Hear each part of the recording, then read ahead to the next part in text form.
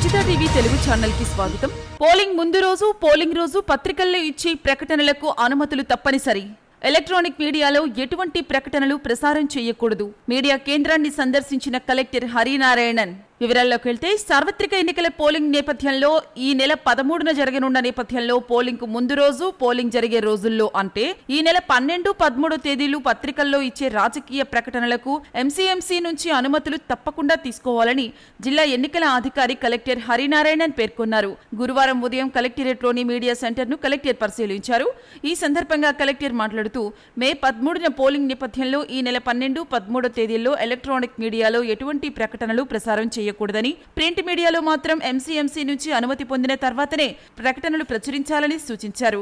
అలాగే ఈ నెల 11వ తేదీ సాయంత్రం 6 గంటలలో అన్ని రాజకీయ పార్టీల వాహనాలకు అనుమతులు ముగుస్తాయన్నారు. పోలింగ్ రోజున 3 వాహనాలకు మాత్రమే అనుమతులు ఉంటాయని, ఒక వాహనం అభ్యర్థికి, మరో వాహనం ఏజెంట్కు, ఇతర పార్టీ ప్రతినిధులకు మరో వాహనానికి మాత్రమే అనుమతి ఉంటుందని, ఒక్కొక్క వాహనంలో కేవలం 5గురికి మాత్రమే అనుమతి ఉంటుందన్నారు. వాహనాలకు అనుమతులను ఆర్ఓ కార్యాలయాల్లో పొందాలని సూచించారు.